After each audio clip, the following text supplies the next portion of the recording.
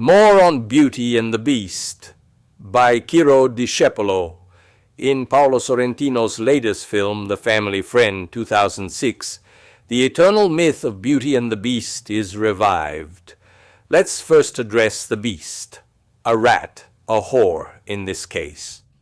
Jeremiah, a talented Giacomo Rizzo, further living proof of an inexhaustible pool of great dramatic actors, disguised as comedians who live and work in Naples, is an old loan shark who commits crimes in the Potenza countryside.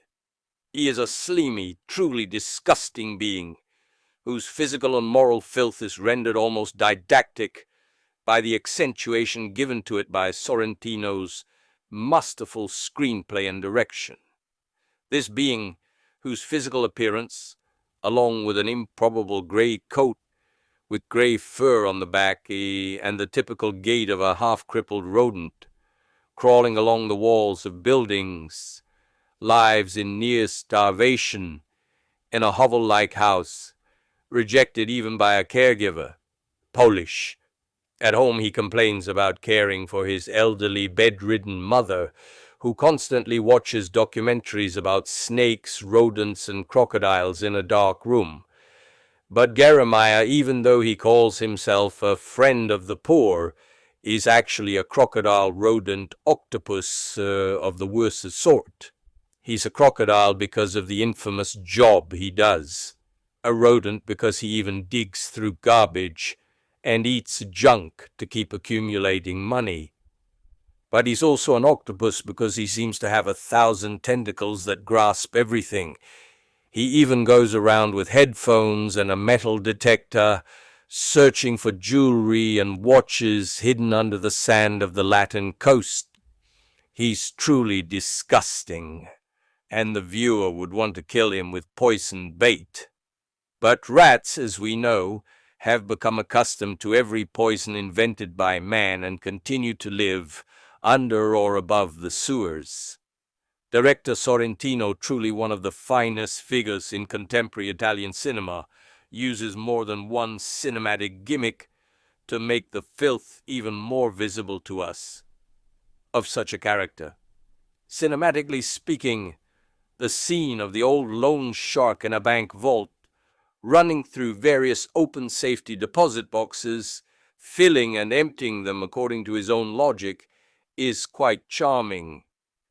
As he runs, still with the limping gait of a rodent, he swipes the bundles of 100-euro bills against the other metal boxes, as if he were drawing something with chalk on a wall. Bella, on the other hand, is a stunning young woman, with a superb physique and eyes as blue as the sea. She has just been elected Miss Agropontino, and performs a dance that, in her opinion, is the best she knows how to do in life, but which visibly amounts to very little. She stands out, however, for her wit, intelligence, quick wit, and aggressive attitude. The story unfolds along fairly predictable lines, but always enjoyable in my opinion, with a script as old as the world itself, in which the loan shark lends money to Bella's family and then demands payment in kind from them. Fin here, as I was saying, it's an everyday story, but the surprise, a partial one, lies in the reversal of roles when we discover a Jeremiah who transforms from an old loan shark into a lover ready to be fleeced, and a beauty who, from an angel of youth, transforms into a dark lady more cynical and monstrous than the monster itself, from whom she deceives every last cent.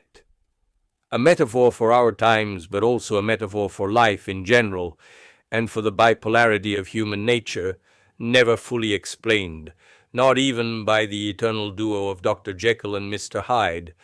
Personally, if I had to name the highest example of a human cocktail made up of perfidy, moral filth, baseness of feelings at unimaginable latitudes, ferocity, hatred of humanity, envy, and many other evils combined, I would have no hesitation and would point to the Thénardiers created by the fantastic pen of Victor Hugo in Les Misérables.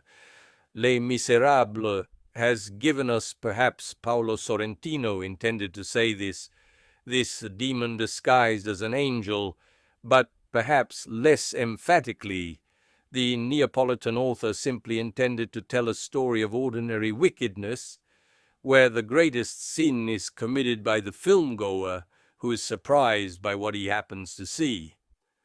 From an astrological point of view, I think that the conjunction or a disharmonious aspect between Mars and Saturn are the first clues to look for cynicism and ferocity in a human being.